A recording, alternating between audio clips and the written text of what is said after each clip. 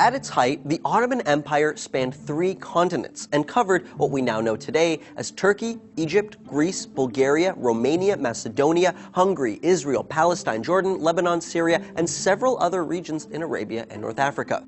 It was one of the largest and longest-lasting empires in history, spanning from about 1299 CE all the way to 1922. Today, few remnants of the once mighty empire remain, largely centralized in Turkey. But how did the Ottoman Empire rise to power in the first place? Originally, the eastern region of the Mediterranean where the Ottoman Empire flourished was actually under the control of the Roman Empire, specifically the Eastern Roman Empire, also called the Byzantine Empire. After Western Rome fell in the 5th century, the Christian Byzantine Empire struggled to keep up in the face of rapidly spreading Islam. This followed the Golden Age of Islam, which lasted from around the 8th to the 13th century. Around the 14th century, a tribal leader named Osman Ghazi, or Osman I, came to control a small principality just south of the Black Sea. Although small, the region Osman controlled was also primed for the spread of Islam, with Islamic fighters hoping to overcome the weakening Christian Byzantine. And while Osman never saw the fruition of his efforts while he was alive, his military continued to expand under subsequent leaders, growing the empire and eventually culminating in one of the most important military conquests in history: the fall of Constantinople. In 1453, the Byzantine Empire was on its last legs, and barely holding territory outside of its capital, Constantinople. Meanwhile, the Ottoman Empire had spread throughout the Mediterranean region. By some accounts, roughly 100,000 to 150,000 Ottoman fighters descended on roughly 10,000 defenders of the Byzantine capital. There would have been more defenders, but the Black Plague had just swept through and decimated Constantinople's forces. After less than a 2-month siege, the capital was overrun, and the Byzantine Empire, along with the Roman Empire, finally collapsed forever. Constantinople was quickly converted into the new capital of the Ottoman Empire and was colloquially renamed as Islambol, meaning full of Islam. And in fact, one of the biggest reasons for the empire's continued growth was the massive influence of religion. Besides being united by the concept of conquest in the name of Islam, also called jihad, the Ottoman Sultan was considered a protector of Islam, as was the empire itself. With such a strong religious backing, as well as a massively powerful slave-based army, few other forces were able to compete or defend themselves.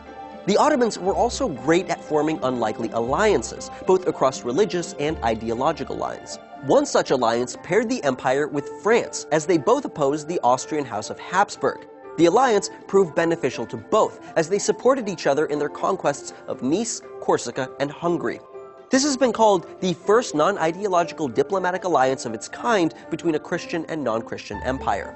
By the 16th century, the empire had spread to more than 15 million people and roughly 2 million square miles, led by Suleiman the Magnificent, the Ottomans' longest reigning sultan. The empire controlled the Mediterranean Sea, as well as Southeast Europe, Western Asia, the Caucasus, and North Africa, thus serving as the perfect melding of Eastern and Western cultures and acting as an intermediary for both sides of the world. Through endless military determination, a single family line of rule for centuries, and a highly centralized system of government, the Ottoman Empire was able to grow from a few miles of principality into one of the largest and most influential empires in history. But its superiority didn't last forever, and not long after its peak, it began a slow and steady decline, eventually resulting in the turbulence for which we now know the Middle East region. The Ottoman Empire was one of the longest-lasting empires in modern history, spanning from 1299 CE to 1922. But after its meteoric rise throughout Europe, spreading Islam and bridging the Eastern and Western worlds, the empire slowly deflated and collapsed. Ultimately, some of the worst geopolitical situations we've seen in the past century can all be linked to the fall of the Ottoman Empire. So, what contributed to this steady collapse? Well, at its peak in the 16th and 17th centuries, the empire covered more than 15 million people and about 2 million square miles throughout the Mediterranean Sea, as well as Southeast Europe, Western Asia, the Caucasus, and North Africa. But the spread of the empire upset neighboring Western European powers, which saw the Islamic Empire as encroaching on their own conquests.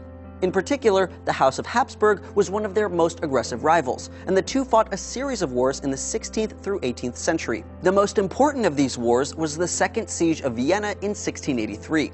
The Ottomans attacked the Austrian city for a period of 2 months, while Poland and the remaining Western Holy Roman Empire cooperated to fend off the invaders. Eventually, Austrian and neighboring forces overwhelmed the Ottoman army, finally stopping their advance through Europe. The defeat was so great that within years, the Ottomans were also pushed out of Hungary and Transylvania, and forced the empire to stop expanding throughout Central Europe via the Treaty of Karlowitz. This first major concession marked the beginning of the end. After being forced into peace throughout the 18th century, the Ottoman military lost ground, both geographically and morally, against their European counterparts. Seeing their power waning, the Ottomans instituted strict reforms known as Tanzimat, which encouraged empire-based nationalism and equality among the vast diversity of Ottoman citizens. Although the remaining regions became stronger and more unified, the empire as a whole continued to shrink. In the early 20th century, the First World War provided an opportunity for the Ottomans to reclaim their lost territory. So in 1914, they joined with the European Central Powers against the Allies, consisting of Britain, France, and Russia. Although the Central Powers had some early victories, including the collapse of the Russian government in 1917, by the following year, the Allies had overwhelmed their opponents and won the war. British troops occupied the Ottoman capital of Constantinople, and the entire empire was ceded to the Allies, who partitioned it away so it could no longer threaten Western power in the region. This geographical carving significantly increased the participation of countries like Britain and France in colonizing and occupying regions of the Middle East, and gave rise to what we now know as the modern Arab world. What little was left of the Ottoman Empire was ultimately consolidated as the Republic of Turkey. The effort to split a once unified empire along almost arbitrary borders created significant conflict between the new states and regions.